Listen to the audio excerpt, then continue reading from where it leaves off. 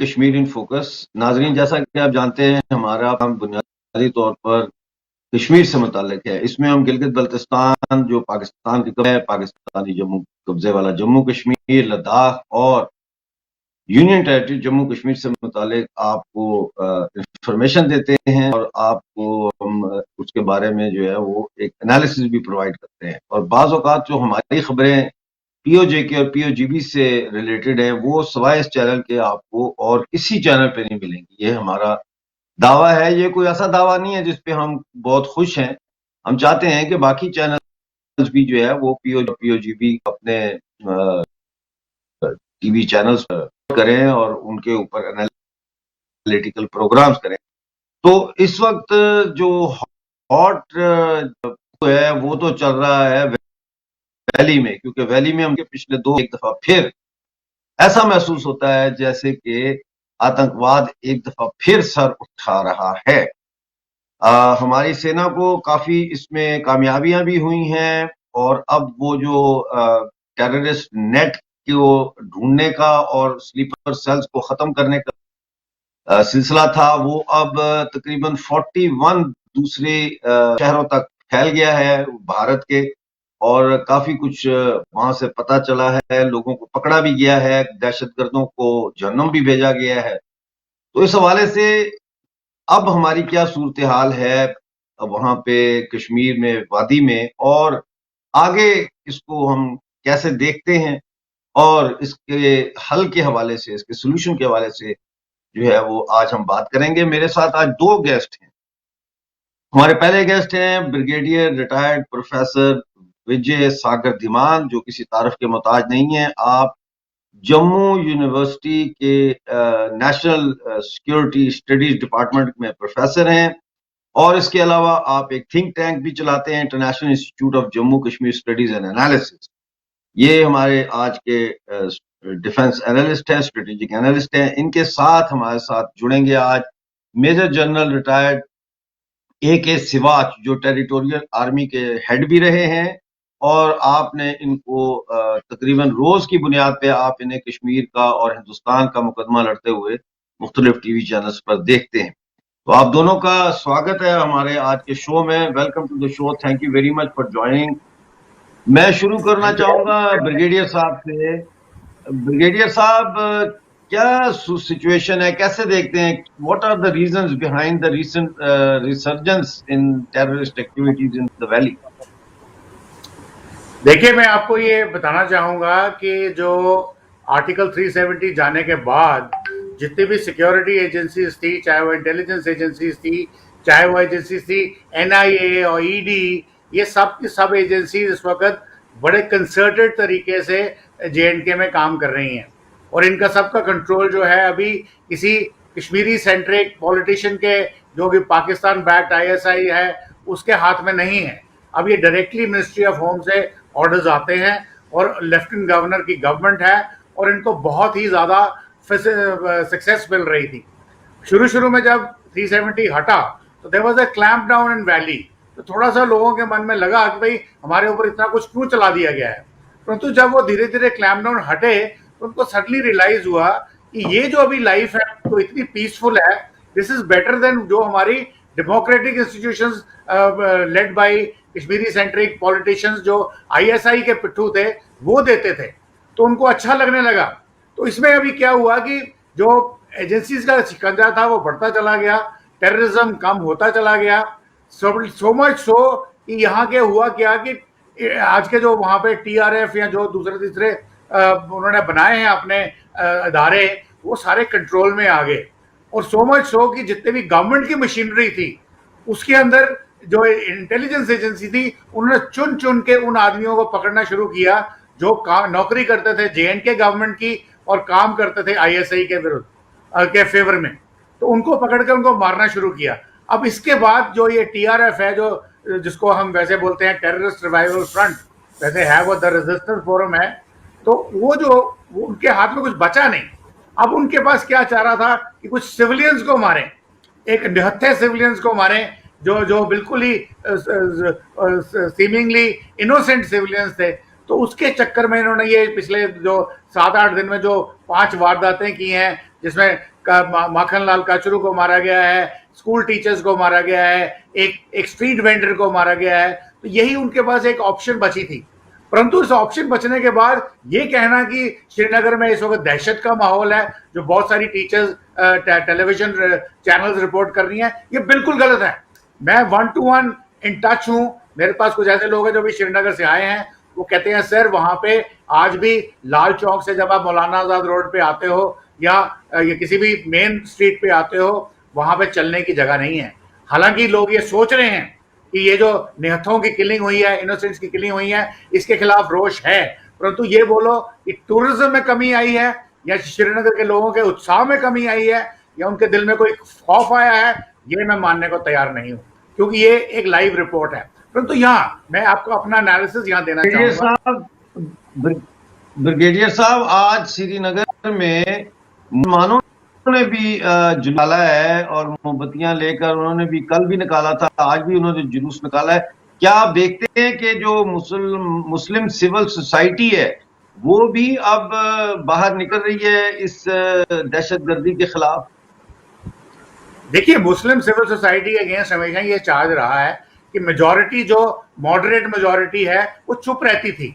पर अभी सिचुएशन ये है कि वो मॉडरेट मेजॉरिटी चुप नहीं है, क्योंकि उन्होंने दोनों तरफ देख ली है, दोनों तरफ की साइड देख ली है।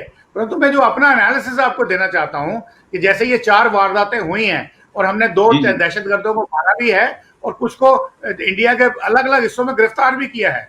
मेरा ये मानना है कि इस वक्त जो एडमिनिस्ट्रेशन अगर इनके खिलाफ पूरी की पूरी कार्रवाई कर लेती है और इसको as a law and order situation की तरह मान के उन सबको अरेस्ट करके एक जो कश्मीर की मुस्लिम सोसाइटी के दिल में ये विश्वास बता देती है कि ऐसी वारदातें आगे से नहीं होंगी, तो ये एक विन विन सिचुएशन होगी। अगर यहाँ पे इस वक्त सिक्योरिटी एजेंसी उस चीज में फेल होती है तो मेरे को लगता है कि हो सकता है कश्मीरीज का जो विश्वास जो आज दिख रहा है सड़क के ऊपर, मैं पिछले 5-6 दिन से रेगुलर टच में हूं, कुछ लोग वहां से आए हैं, उनसे भी बात करी है, बल्कि मैं खुद जाने का प्रोग्राम बना रहा हूं। वो कह रहे हैं सर कोरोना और नो कोरोना, आप जब लाल चौक से चलेंगे, मौलाना आजाद रोड की तरफ आएंगे, जीरो ब्रिज की तरफ आएंगे, आपको चलने का रास्ता नहीं है, जो आज से 25, 30, 40 साल पहले एक सिचुएशन हुआ करती थी। तो it is a make and a break time for the security agencies. अगर वो जो दहशत छोटी मोटी जो इंसिडेंट्स हुए हैं इनको पकड़ लेती हैं, इनको क्रश कर देते हैं, तो it is a win win situation for everybody and it's a win win situation for piece in Kashmir. Thank you very much. बहुत अच्छी आपने महत्वपूर्ण बातें की हैं और दर्शकों को आपने बताया है कि वहां इस वक्त क्या सूरत हाल है। मैं चाहूंगा मेजर जनरल AK सिवाज जी, आप ये हमें थोड़ा सा बताएं कि जो टेररिस्ट पकड़े जा रहे हैं अब उसकी ताजा अपडेट आपके पास क्या है? देखो मिर्जा साहब, जैसे ब्रिगेडियर साहब भी बता रहे थे, सच्चाई यह है कि अब पाकिस्तान ने जब देखा कि उनकी गेम बिल्कुल खत्म हो रही है और वो हार रहे हैं, उनके पास कोई अब और चारा था नहीं। 150 के करीब आतंकवादी रह गए थे, लश्कर तोबा जैसे मोहम्मद हिजबुल मुजाहिदीन की लीडरशिप खत्म हो गई थी, जो भी आतंकवादी थे कश्मीर घाटी में उनके पास बड़े हथियार और अम्यूनिशन बिल्कुल खत्म हो गया था। और ऐसे में ISI प्रेशर डाल रही थी, कुछ करके दिखाओ। कुछ एक टेररिस्ट बैठे हुए हैं 6 से 8 हजार, जो लश्कर तोबा जैसे मोहम्मद के जो तालिबान के साथ कंधे से कंधा मिला के लड़े थे, वो भी POK में आए हैं, मगर वो इन्फिल्ट्रेशन नहीं कर पा रहे। वो लॉन्च पैड में बैठे हुए हैं और स्टेजिंग एरिया में हैं, मगर हमारी काउंटर इन्फिल्ट्रेशन ग्रेड 1 पुख्ता है। ऐसे में जो प्रेशर पड़ा है डीप स्टेट का, ISI का कि कुछ करके दिखाओ, तो इन्होंने ये टारगेट किलिंग जो हाइब्रिड वारफेयर करने की कोशिश किया। इसका मतलब निहत्थे सिविलियन को एक है निहत्थे सिविलियन जो कि कश्मीरी पंडित हैं या कश्मीरी सिख हैं, अगर आप उसको टारगेट करते हो तो फिर एकदम वो ख्याल आ जाते हैं जो 1990 में आए थे। वो एक डेंजरस साइट है। अगर आप देखो 1990 में जब सोवियत यूनियन विड्रॉ किया था अफगानिस्तान से, वहां से मुजाहिदीन स्टिंगर मिसाइल लेके भारत के जम्मू कश्मीर में आए थे, मिलिटेंसी और टेररिज्म का दौर स्टार्ट हुआ था और कश्मीरी पंडित इन बल्क वहां को छोड़ के भाग गए थे कश्मीर घाटी को, क्योंकि उनके ऊपर जान का खतरा था, वो जम्मू में आए।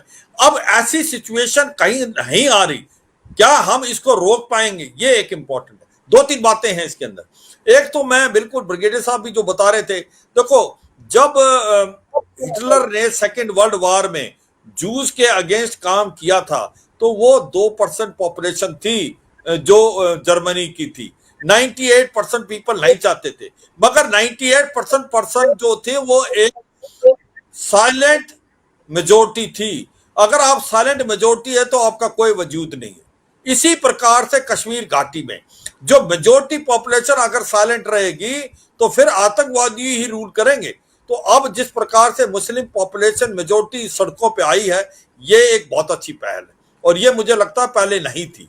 और ऐसे में कश्मीरी पंडित को, कश्मीरी सिख को एक विश्वास पैदा होगा। ये तो आएगा सोसाइटी की तरफ से। अभी आ गया कि जो सिक्योरिटी फोर्सेस क्या करे। सिक्योरिटी फोर्सेस ने ऑल आउट ऑपरेशन को और तेज कर दिया है। ये ओवरग्राउंड वर्कर और स्लीपर सेल जो हैं इनको राउंड अप किया है। और उसके बाद जो कोऑर्डिनेट सर्च ऑपरेशन जो बंद कर दिए थे, क्योंकि ये उनको सिविलियंस को थोड़ा सा एक प्रकार से डिस्कम्फर्ट मिलता था, उनको भी स्टार्ट कर दिया है।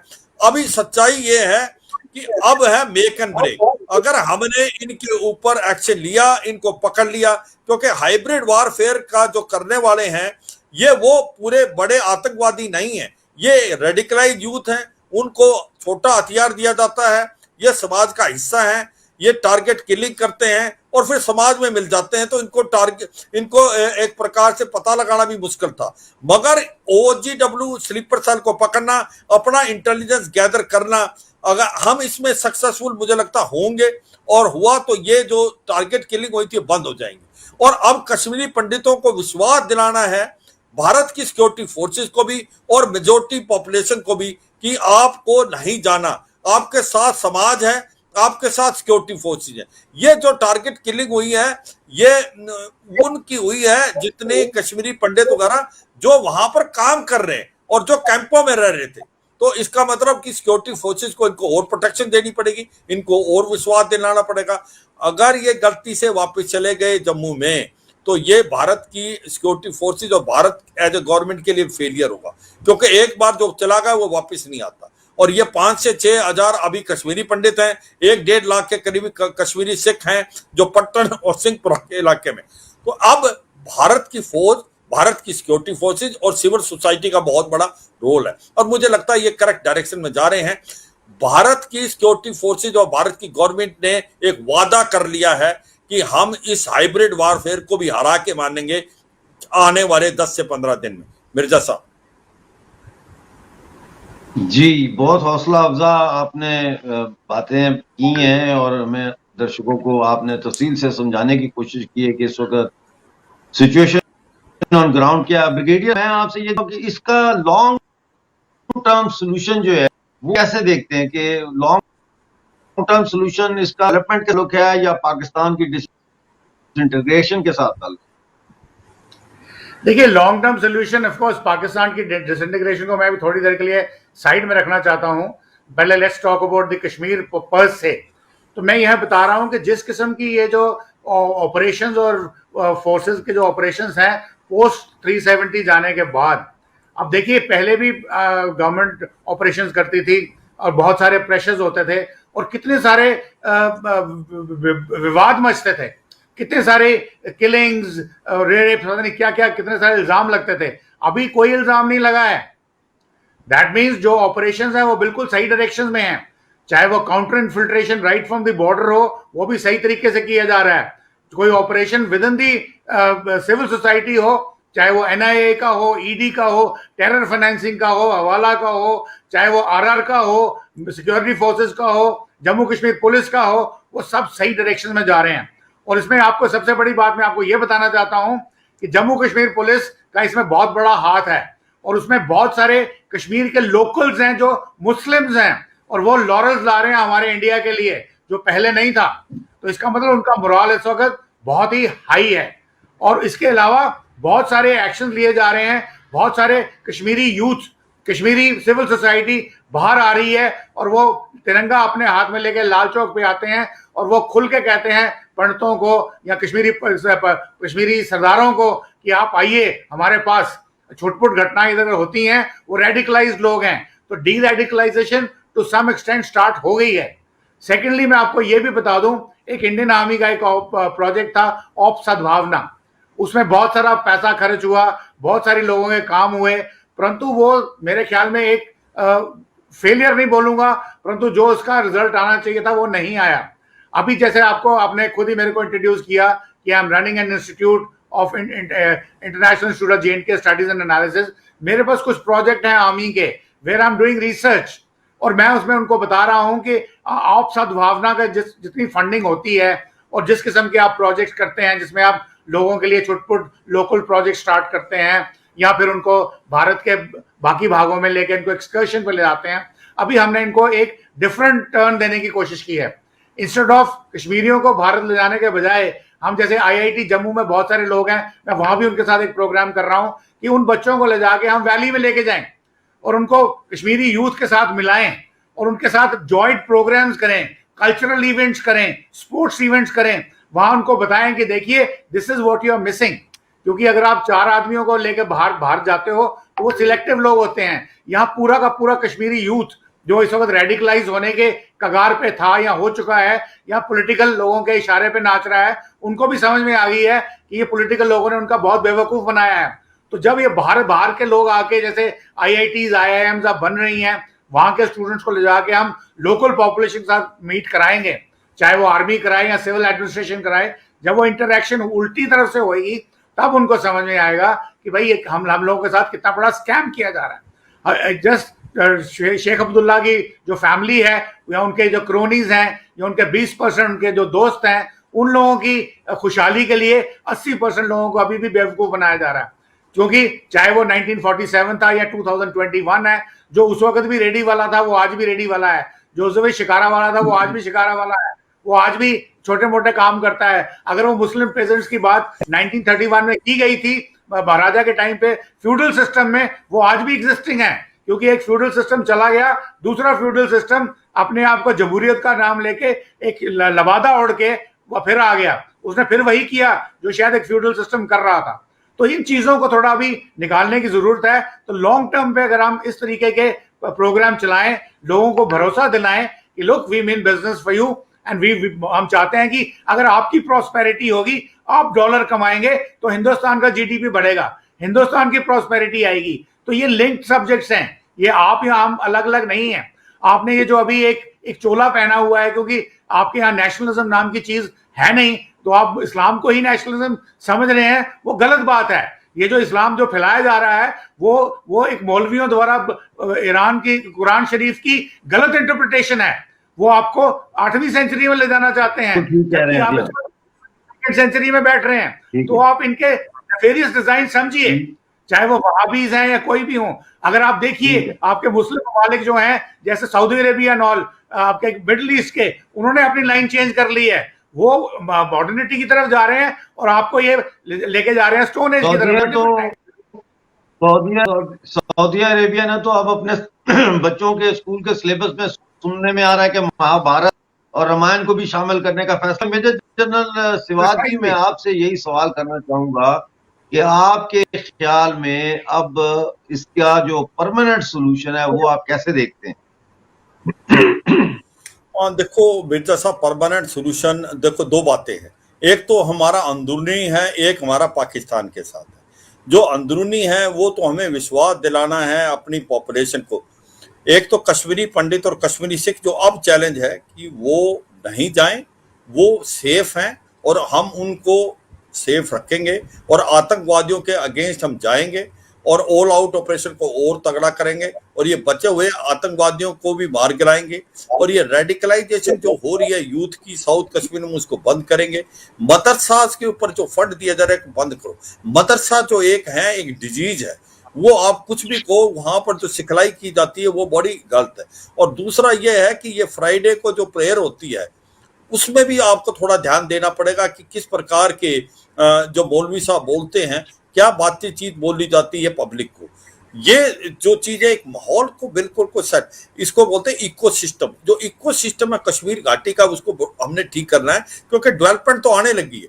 अब डेवलपमेंट जब से आर्टिकल 370-35 से को एब्रोगेट किया है, इंडस्ट्री आने लगी, होटल बनने हैं, टूरिज्म रिकॉर्ड टाइम पे हो रहा है, तो ऐसे में इकोसिस्टम को भी बदलें आप। और मैं एक बात बताना चाहता हूं कि कश्मीर में गरीबी बहुत कम थी, गरीबी है नहीं इतनी ज्यादा कंपेयर टू भारत के दूसरे हिस्से। आप जब भी सड़कों पे जाएंगे तो आपको कोई भी बेगर नहीं मिलेगा, सबके पास खाने पीने को है।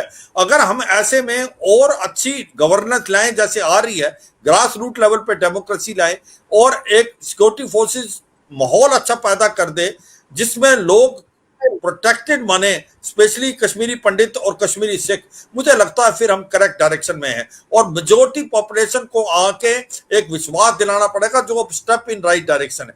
और ये चुटपुट घटनाएं थी, ये एब्रेशन था और मुझे लगता है इसको हम जल्दी कवर कर लेंगे।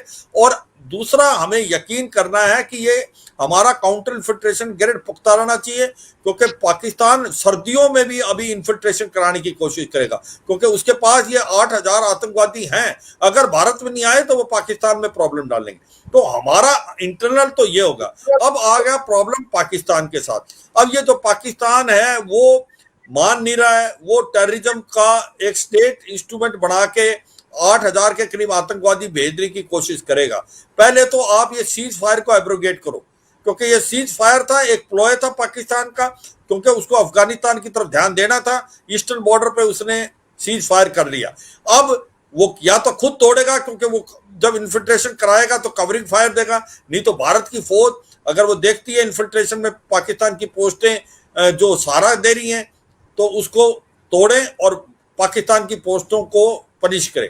दूसरी बात यह है, पाकिस्तान को आइसोलेट करें डिप्लोमेटिकली और पाकिस्तान को टेररिस्ट स्टेट डिक्लेयर कराएं, पाकिस्तान को फाइनेंशियल टास्क फोर्स में ग्रे से ब्लैक लिस्ट में कराएं।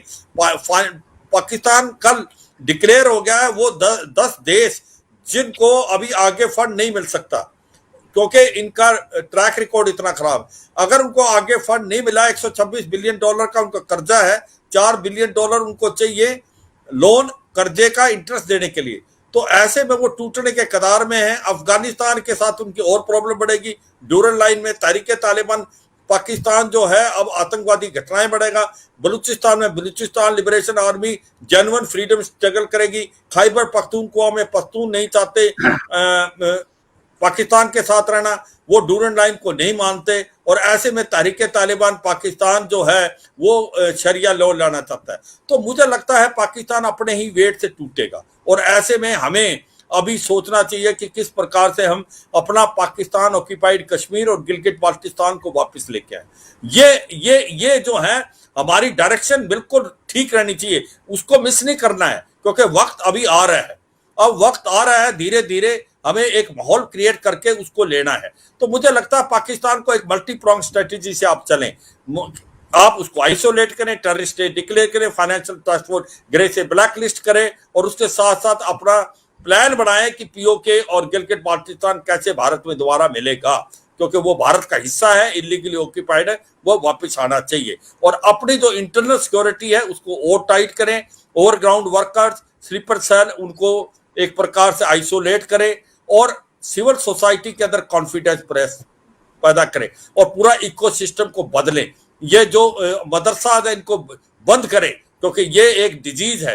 रेडिकलाइजेशन यूथ को बंद करें। एनआईए ने जो चोक कर रखे हैं फंड आने, उसको और तेज करें कि कोई फंड ना आए हवाला बन। तो मुझे लगता है ये सारी कार्रवाई अगर हम करेंगे तो आतंकवाद का जल्दी से जल्दी खात्मा होगा और लोगों के अंदर कॉन्फिडेंस आएगा।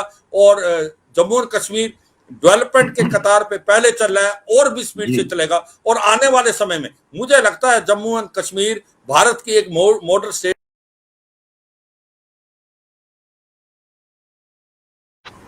बहुत बहुत शुक्रिया ब्रिगेडियर प्रोफेसर विजय सागर धिमान साहब, आपका भी, और मेजर जनरल AK सिवाज जी, आपका भी। आप दोनों आज हमारे प्रोग्राम में तशरीफ लाए और बहुत इंपॉर्टेंट बातें और बहुत अच्छा एनालिसिस आप पेश किया। नाजरीन, हमारा प्रोग्राम जैसे इख्तिताम को अब पहुंच गए, मैं आपको याद दूं कि ये अक्टूबर का वो महीना है जब पाकिस्तान 1947 में जम्मू कश्मीर की रियासत पर अटैक किया था और वॉर क्राइम्स का वो उसने मुर्तकिब हुआ था। 22 अक्टूबर 1947 पाकिस्तान ने रियासत जम्मू कश्मीर के टुकड़े, हिंदुस्तान ने उस रियासत जम्मू कश्मीर के टुकड़े नहीं किए थे। देखना यह है कि इस दफा 22 अक्टूबर को क्या जम्मू और कश्मीर के लोग पाकिस्तान के खिलाफ, पाकिस्तान के इस हमले के खिलाफ कोई सेमिनार कर, कोई जुलूस निकालते हैं और इस मौके पर पीओजेके और पीओजीबी को वापस भारत की यूनियन टेरिटरी में शामिल के लिए अपना जोश और जज्बा दिखाते हैं। आप सबका शुक्रिया। आपसे मुलाकात होगी ट्यूसडे को 6:30 बजे यूके टाइम के मुताबिक। अपना बहुत सारा ख्याल रखिए। जय हिंद। जय हिंद। जय हिंद।